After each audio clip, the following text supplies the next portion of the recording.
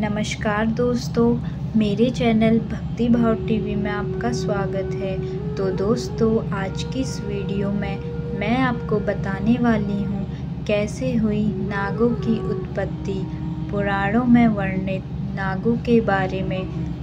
हमारे धर्म ग्रंथों में शेषनाग, वासुकी नाग, तक्षक नाग, करकोटक नाग, धृतराष्ट्र नाग, कालिया नाग आदि नागों का वर्णन मिलता है।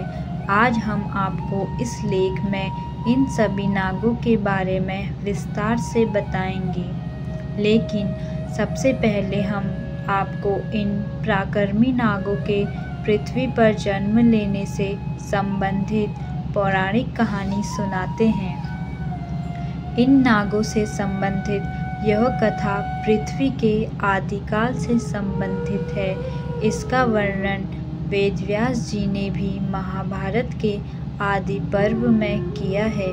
महाभारत के आदि पर्व में इसका वर्णन होने के कारण लोग इसे महाभारत काल की घटना समझते हैं, लेकिन ऐसा नहीं है।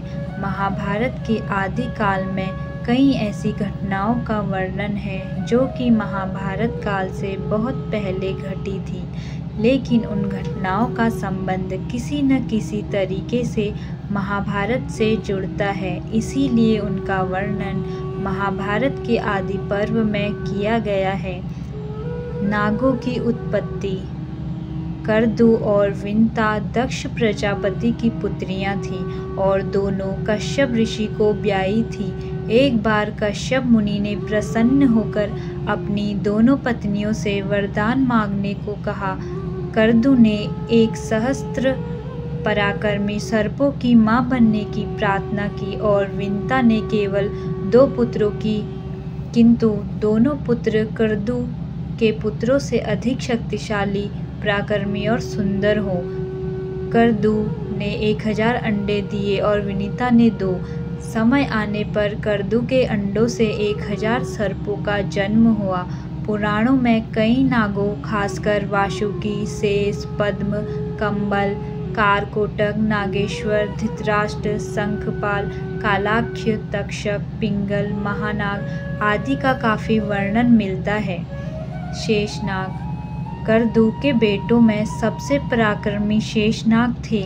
इनका एक नाम अनंत भी है। शेषनाग ने जब देखा कि उनकी माता व भाइयों ने मिलकर विनीता के साथ छल किया है, तो उन्होंने अपनी माँ और भाइयों का साथ छोड़कर गंधमादन पर्वत पर तपस्या करनी आरंभ की। उनकी तपस्या से प्रसन्न होकर ब्रह्मा ने उन्हें वरदान दिया कि तुम्हारी बुद्धि कभी धर्म से विचलित नहीं होगी। ब्रह्मा ने शेषनाग को यह भी कहा कि यह पृथ्वी निरंतर हिलती डुलती रहती है, अतः तुम इसे अपने फन पर इस प्रकार धारण करो कि यह स्थिर हो जाए। इस प्रकार शेषनाग ने संपूर्ण पृथ्वी को अपने फन पर धारण कर लिया। क्षीरसागर में भगवान विष्णु शेषनाग के आसन पर ही विराजित होते हैं।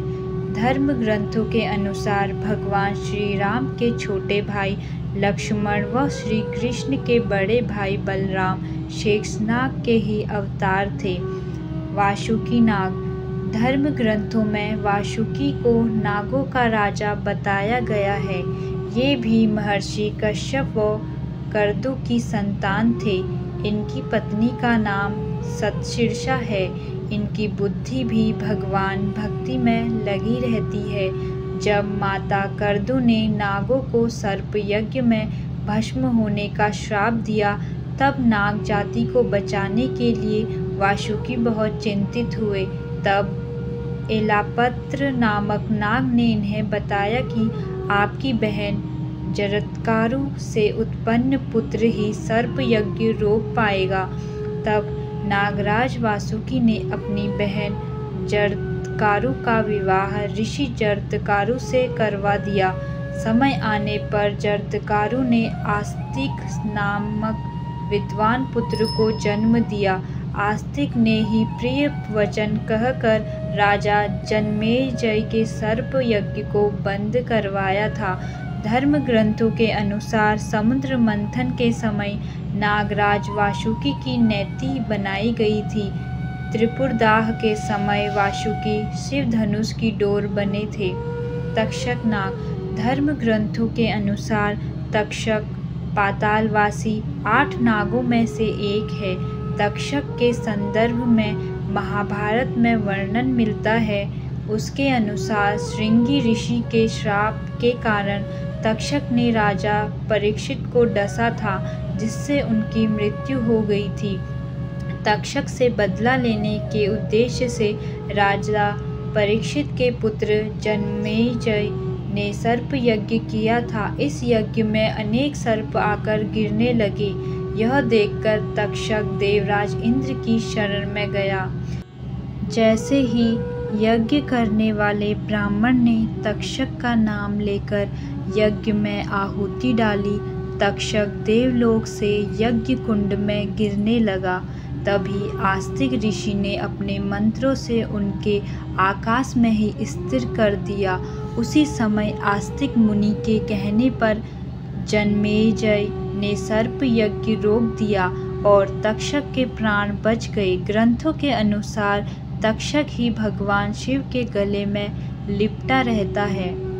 करकोटक नाग करकोटक शिव के एक गण हैं। पौराणिक कथाओं के अनुसार सर्पों की मां करदू ने जब नागों को सर्प यज्ञ में भस्म होने का श्राप दिया, तब भयभीत होकर कंबल नाग ब्रह्मा जी के लोक में, शंखचूर्ण मणिपुर राज्य में, कालिया नाग यमुना में, धृतराष्ट्र नाग प्रयाग में, एलापत्र ब्रह्मलोक में और अन्य कुरुक्षेत्र में तप करने चले गए। ब्रह्मा जी के कहने पर करकोटक नाग ने महाकाल वन में महामाया के सामने स्थित लिंग की स्तुति की। शिव ने प्रसन्न होकर कहा कि जो नाग धर्म का आचरण करते हैं उनका विनाश नहीं होगा।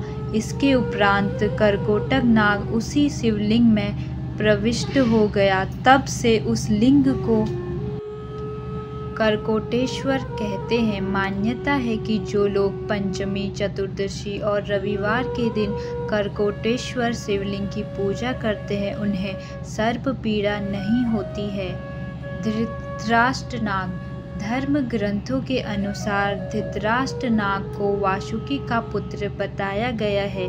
महाभारत के युद्ध के बाद जब युधिष्ठिर ने अश्वमेध यज्ञ किया, तब अर्जुन व उसके पुत्र प्रभुवाहन चित्रांगदा नामक पत्नी से उत्पन्न के बीच भयंकर युद्ध हुआ। इस युद्ध में प्रभुवाहन ने अर्जुन का वध कर दिया। प्रभुवाहन को जब पता चला कि संजीवन मणि से उसके पिता पुनः जीवित हो जाएंगे, तो वह उस मणि के खोज में निकला। वह मणि शेषनाग के पास थी। उसकी रक्षा का भार उन्होंने धृतराष्ट्र नाग को सौंपा था। प्रभुवाहन ने जब धृतराष्ट्र से वह मणि मांगी तो उसने देने से इनकार कर दिया। तब धृतराष्ट्र एवं प्रभुवाहन के बीच भयंकर युद्ध हुआ और प्रभुवाहन ने धृतराष्ट्र से वह मणि छीन ली। इस मणि के उपयोग से अर्जुन पुनर्जीवित हो गए। कालिया नाग श्री भागवत के अनुसार कालिया नाग यमुना नदी में अपनी पत्नियों के साथ निवास करता था। उसके जहर से यमुना नदी का पानी भी जहरीला हो गया था। श्री कृष्ण ने जब यह देखा तो वे लीलावश यमुना नदी में कूद गए। यहाँ कालिया नाग व भगवान श्री कृष्ण के बीच भयंकर युद्ध हुआ। अंत में श्री कृष्ण ने कालिया नाग को पराजित कर दिया। तब कालिया नाग की पत्नियों ने श्री कृष्ण से कालिया नाग को छोड़ने के लिए प्रार्थना की। तब श्री कृष्ण ने उनसे कहा कि तुम सब यमुना नदी को छोड़कर कहीं और निवास करो। श्री कृष्ण के कहने पर कालिया नाग परिवार सहित यमुना नदी छोड़कर कहीं और चला गया। दोस्तों, आपको यह जानकारी कैसी लगी कृपया कमेंट करके ज़रूर बताएं। और ऐसी ही बहुत सारी कहानियों, कथाओं और जानकारियों को सुनने के लिए मेरे चैनल को सब्सक्राइब करें। धन्यवाद।